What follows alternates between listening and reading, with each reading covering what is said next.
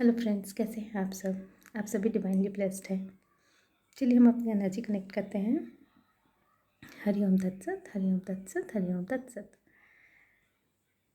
देखते हैं माँ आदि शक्ति हमें किस तरफ लेकर जाना चाहती हैं। हमारे साधना क्षेत्र में दो शब्दों का बहुत प्रयोग होता है, निरोध और एक अवरोध, जिससे लोग बहुत ही अनभिज्ञ हैं कि आखिर जो निरोध है और अवरोध है दोनों में तो काफ़ी अंतर है। लेकिन साधना क्षेत्र वाले जो होते हैं वो हमेशा निरोध की बात करते हैं। ये जो निरोध होता है वो किसी लक्ष्य की प्राप्ति के लिए आप संकल्पित होते हैं कि आप अब इस कार्य पे नियंत्रण करेंगे और उसके लिए जो भी ज़रूरी आवश्यक मार्ग है आप उसको अपनाएंगे। इसे हम निरोध कहते हैं। और ये अवरोध जो होता है वो अनापेक्षित होता है, वो अपने आप ही हमारे रास्ते में आ जाता है। अब ये साधना क्षेत्र में ये बहुत बड़ी बात है इस बात को समझना कि निरोध और अवरोध क्या दोनों अलग अलग चीज़ें हैं। क्योंकि ये जो निरोध होता है वो तो हम संयम करते हैं, जागरूक होकर उस नियम का पालन करते हैं जिस लक्ष्य की प्राप्ति के लिए हमने जो संकल्प लिया है। लेकिन उस समय हम ये साधक भूल जाता है अक्सर कि इसमें उपस्थित होने वाली जो बाधाएं हैं वो कौन कौन सी होंगी। क्योंकि हम जहाँ पे खड़े होते हैं ये बाधाएं बाहर से नहीं आती हैं। साधना क्षेत्र में कभी भी कोई भी बाधा बाहर से उत्पन्न नहीं होती है। क्योंकि ये जो भी हमें बाहर से उत्पन्न बाधाएं दिखती भी है ना, तो वो हमारी साधना क्षेत्र की परीक्षा के लिए होती है और वो डिवाइन खुद ही उपस्थित करती है आपको मजबूत बनाने के लिए। तो बाधाएं कभी बाहर से उपस्थित होती नहीं है और जो मूल बाधाएं हैं वो आपके अंदर की ही हैं।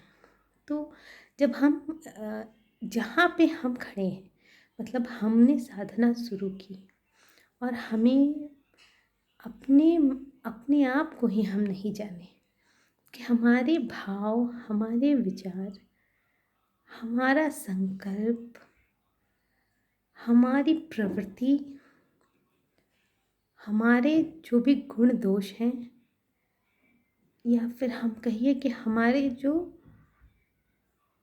अंदर की जो लड़ाई है जो हम खुद से कर रहे हैं, क्रोध, वासना जो भी है, जितनी भी है, चाहे इंद्रियों के हों, आप अपने अंदर जो भी आप ढूंढें, जितनी भी तरह से आप बातें आप बहुत बात आप देखेंगे कि बातें आप मैनिपुलेट भी करते हैं, तो वो सब भी बाधाएं ही हैं। तो अभी आपको अपने आप को जब तक समझे नहीं आप अपनी प्रवृत्ति को, अपनी प्रकृति को, और आप जब निरोध करने चलते हैं तो आपके अंदर की जो जितनी भी हलचल है वो बाधा बन के निकल कर बाहर आने लगती है। और ये जो अवरोध उत्पन्न होता है उससे साधक को मानसिक और शारीरिक दोनों क्षति होती है, जो कि साधक समझ नहीं पाता है। शारीरिक क्षति से तो थोड़ा उबरना आसान भी है, लेकिन जो मानसिक क्षति होती है उससे निकलना उतना आसान नहीं होता जितना हम समझते हैं। इससे मार्ग में ही अवरोध उत्पन्न नहीं होते हैं, लक्ष्य की प्राप्ति में भी काफ़ी समय लग जाता है। तो हमें जब लक्ष्य की प्राप्ति करनी होती है तो हम क्या चाहते हैं, जो भी चीज़ चाहते हैं, तो हमें पहले उस अवरोध को अपने अंदर ढूंढना होगा, अपनी प्रकृति और प्रवृत्ति से उस चीज़ को जानना होगा, तब उसका मार्ग ढूंढकर तब हमें निरोध करना होगा। ये संकल्प बहुत बड़ी चीज़ होती है, इसलिए संकल्प का बार बार अगर टूट रहा है या टूटना ये अच्छी बात नहीं होती। इसलिए आप वैसा संकल्प ही मत लो। अगर जैसे मैं एक एग्जांपल बताती हूँ, मान लो कि आपको किसी से बात करके बहुत खुशी मिलती है, ठीक है, और आपको लगता है कि आप साधक हो, आपको लगेगा कि भाई मैं इससे तो मोह माया में पड़ जाऊंगा, तो भाई इससे दूरी ही रखो। तो उससे क्या होगा कि आपने जो आपकी जो प्रकृति है, आपकी जो प्रवृत्ति है, आपने उसको एकदम से रोक दिया। आपने उस चीज़ को इस तरह से नहीं अपनाया कि मुझे बात करने से खुशी होती है, बात करके खुशी होगी, फिर हम अपना काम आगे करेंगे। तो ये अवरोध जो उत्पन्न होगा, क्योंकि वो जो मानसिक पटल पर आपकी इच्छा हमेशा जागेगी, वो आपके मार्ग में अवरोध तो उत्पन्न करेगी ही, आपके लक्ष्य से दूरी भी बनाएगी और आपको लक्ष्य तक जाने में भटका भी देगी।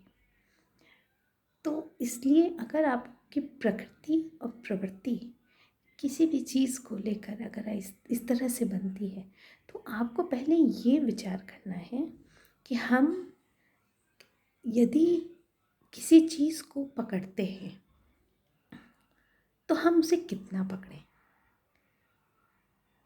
ताकि हमारा निरोध भी हो जाए, अवरोध भी उत्पन्न ना हो, और हम उस मार्ग में बड़ी आसानी से, बड़ी सरलता से अपने लक्ष्य को प्राप्त कर लें।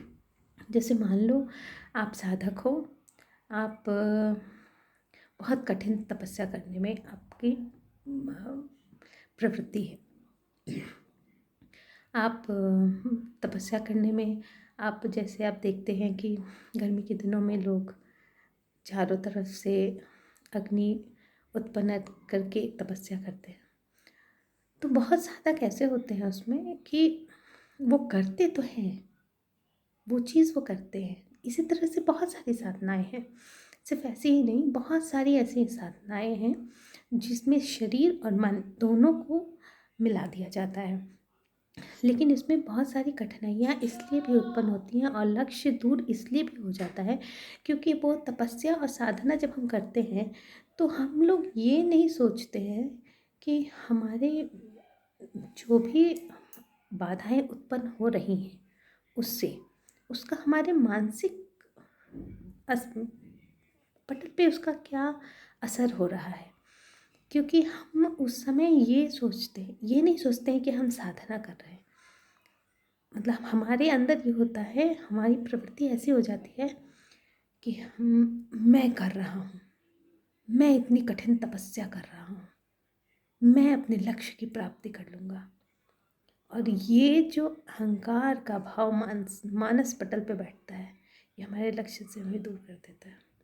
ऐसे ही बहुत सारी मटेरियलिस्टिक चीज़ भी आती है बीच में, और ऐसी ही बहुत सारी साधनाओं के बीच में भी हमारे ही अंदर का भाव जो है ना, वो दूषित होने लगता है। और हम करते तो हैं वो चीज़, लेकिन हमारा जो मानसिक पटल पे जो छवि बनती है हमारी, वही हमारी दुश्मन हो जाती है।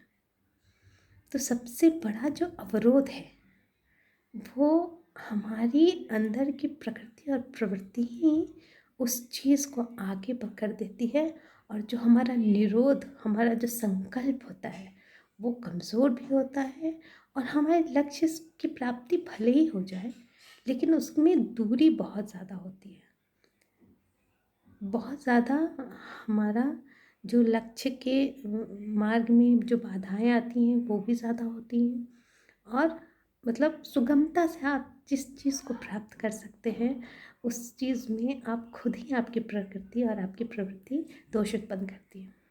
ठीक है।